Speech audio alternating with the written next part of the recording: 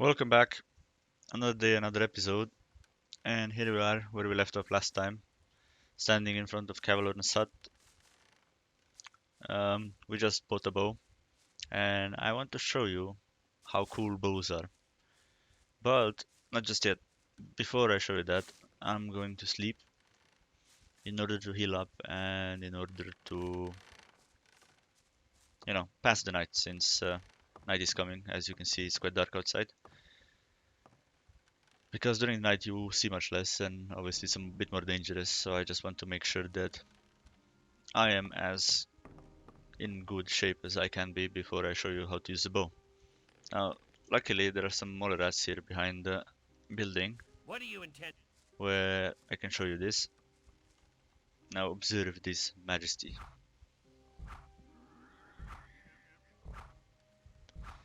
As you can see, using a bow, we avoid a lot of the problems that we had before when we tried to kill mole rats or scavengers or other things. And you get a lot of meat. Now meat is a cool thing because obviously there's two reasons why meat is really good in Gothic. Now one, obviously it's heals you. If you cook it, it heals you for even more.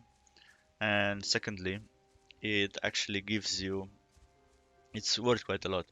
Now each piece of meat is worth, I believe, two. Is it two? Yeah, two and a half. So two, yeah. And if you cook it, it's worth eight, which means that you get four or for it, which is quite a lot if you think about it. As long as you can find some weak monsters to hunt, you can get a lot of meat, which in turn, you know, makes you a rich person. There is also a bug with meat and some other items in the game that you can duplicate them very easily. I will not actually show you how to do this because I think you should play fair, and it would get too easy if I actually did that, because by duplicating I can make myself a million meat obviously, and then I can just get a lot of ore, instantly buy all the armor and everything, which takes a lot out of the game. Now, before we move along, I'm just going to have some revenge, some revenge on certain scavengers that used to give me a hard time a while ago, you might remember from the second episode. And I'm just gonna show them who's the boss now. I have a bow. If I could hit it. Wow. Meat box all over again. Come on. There we go.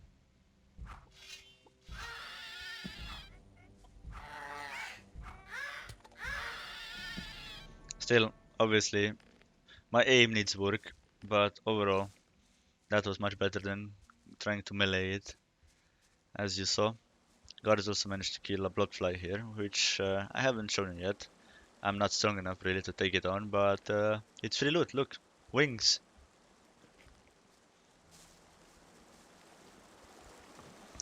Now, next up, we are going to go back to the camp, and I'm going to take another mission from Taurus. I could have taken it earlier already when I spoke to him, but I intentionally skipped it because it starts a quest chain that takes you out of this camp, and I wanted to do that a little bit later, not immediately after we arrive to the camp. So I will talk to him. In fact, it doesn't necessarily take you out of the camp. It's a choice that you can make, and that's one of the things that I really like about Gothic. That again, it was one of the first games that kind of allowed you these kind of choices. At least that I've played. There might have been others that I've missed when in year 2001 when the thing came out. But basically, um, let me just show you. Observe. There must be something you want done. No, the things we guards deal with are a bit above you, kid. You just stick to the tasks your patron sets for you. I'm quite capable of doing anything you tell me to. Oh, so you're intent on failing, eh? There is one thing that only someone who's not with Gomez can see to. But I'm warning you, you blow this and you'll be in mighty big trouble. I'm ready for your task. What I'm about to tell you is between you and me, and nobody else must ever hear about it. Understood? Sure. We have a problem with a guy from the new camp. His name's Mordrag. He's been stealing from the ore barons. Of course, that applies to a lot of the rogues in the new camp. But this guy has the nerve to come to our camp and sell our stolen goods to our boys. He's gone too far. But he knows I can't do anything about it. Why? Because he's under the protection of the mages. I'll take care of it. Now, I could have talked more with him and asked him what about the mages and all that stuff. And basically, the reason why he can't touch him is because Mordrag is a courier between the camps. Now, new camp is the camp where the rogues live, and old camp is this camp, obviously. Now, here the hierarchy is as follows: you have ore barons at top, you have guards second, and shadows third. And then the diggers are obviously the slave part of this camp. And on top of the camp with the ore barons here you have mages. They were the ones obviously who created the barrier, but because they're powerful and influential they didn't get rid of them. And the other camp also has mages. New face. Just a What do moment. you want? I wanna just... What if I don't? Hey, man, you can... Okay. I'll see you later. Just you take... Alright, so basically this guy just wanted protection money from me, just like Bloodwind at start. And I'm basically not giving any. I'm not giving in to that. Now, the new camp also has mages. Different kind of mages, that is. But, you know, he's the courier between the camps. He acts like the person who drives messages between the two camps, between the mages of the two camps, and obviously that's why he's protected by them. So that's why Taurus obviously has a problem, because he can't really touch him because he is part of this camp and there would be consequences if he did. Now, me on the other hand, I'm a nobody here, for the moment at least, and I can do anything I want. Now, at the moment here, then I have a choice. I can either beat this guy up, take everything he has, and tell Taurus that I got rid of him, or alternatively, he can give me another option. You have a problem. Really? What's that? There are people around here who want to get rid of you. Really? Then you can tell them they should send someone along to enforce their wish. What makes you so sure I'm not the one to do it? 'Cause I think you're smarter than that, boy. You'll soon realize that there are better opportunities than working for Gomez. We, too, need capable people in the new camp. And nobody tells you what to do. Right, and see, this is the other choice. I can follow And if I him. wanted to join the new camp, could you help me? If you're serious, we can go now. I can take you to Laris. He's the head of our gang. But if you prefer to beat me out of the camp, well, go for it. And honestly, I prefer this Let's go option. to the new camp. Okay, follow me. There is still stuff that we have to do in this camp, but I want to show you how the other camp looks, maybe do some stuff there, so that when we come back here, we can make a decision whether we're gonna join any of these camps. Before we actually make the decision of joining any camp, I will also show you the third camp, the sect camp. But you know, some missions just lead you across the whole colony in order to do things, and I'm just trying to guide you through this playthrough in a way that will be quite efficient, in a way that you skip quests that take you to different parts and only do quests that are in a specific area at the same time. Now, because I'm following him, anything he kills will actually, give me experience, which is the other reason why I wanted to do this. Because this way I actually get a lot of experience for ultimately doing nothing. I just have to be careful enough that I help him to a point where, he's not gonna die. Because if he dies, then, well, I have a problem and I will not get the experience that I get by following him.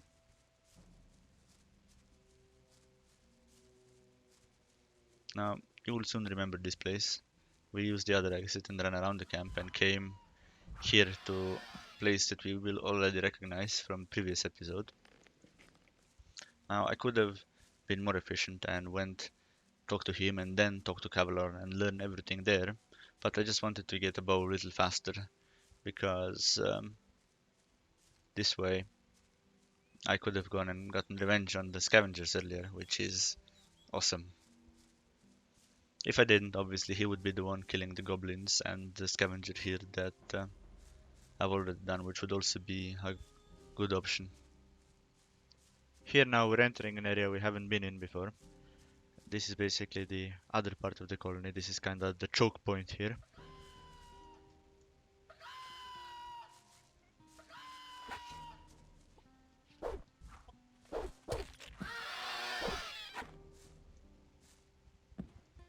Obviously looting everything.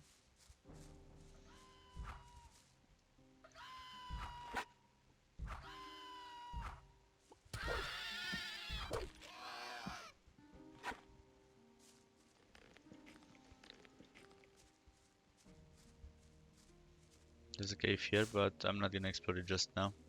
We'll explore it on the way back from the old camp. Sorry, from the new camp. Oh, wolf. Now, on my own, I'm not really strong enough to fight him. I mean, I probably could have, but it would take quite a few hits to down. I still haven't learned to take anything from them, but I will eventually. There's another hunter there, also as a part of a new camp. But once you see the new camp, you will be able to decide what you prefer. Each camp has its benefits and its issues, and really ultimately it's about preference of what kind of thing you're looking for. Old camp is definitely more structured in a way, and yeah, while new camp is a little bit more relaxed, but ultimately they're kind of similar. Lots of scavengers there to kill. Just again, I will leave them for later since I want to follow him to the camp now. Exploring is probably one of the most fun things to do in this game. It's just not a very safe thing to do when you're as weak as I am right now. Quite a nice path up to the mountains there. Quite dangerous places though. Once we're strong enough to basically move anywhere we want, we're definitely gonna explore that part. Well, here we are. When you pass through the gate, you'll reach the new camp. Talk to Lars. He will help you. Give this to him. It's a precious ring. It's your ticket to see Lars. You need a good reason to be allowed to meet him. Well, thinking about it, I think I'll stay here for some time. I've earned enough for now, and things are heating up in the old camp. If you want, come and meet me at the bar. It's the hut out on the lake. Take care. See you. Right, so as you saw now, I got 200 experience, which puts me almost up to the next level, which is going to be useful because when I get next level, I can train either strength, maybe open locks, so I can do the quest for fingers, maybe, or I could maybe go back to the hunters near the start where we entered the colony and learn how to take some stuff. You know, like how to take fur or claws and stuff to make some ore. And that's probably what I'm gonna do, but I need to earn enough ore first in order to be able to get that. So what I'll do is I'll hunt some more, cook the meat, sell some of the meat to get some ore, and then go back to the hunters. But before we do that, I am going to explore the new camp a little bit, maybe do some quests here, maybe find some items, and you know, continue that way. Mordrak gave me a ring that I could equip to give me extra dexterity. This would again increase my bow damage and aim, but I don't want to do that again because I can hand this in ring for a quest and get experience. Experience is really very valuable, while items will come handy later, at a later point when I'm actually, stronger. Alright, so considering, this camp is quite big and there is a lot to see inside, we're gonna move that to the next episode and we'll just finish this one here. Once again, thank you for watching and like and subscribe if you like what you see. Also, please leave me some feedback in the comments and once again, find Pete. Thanks everyone.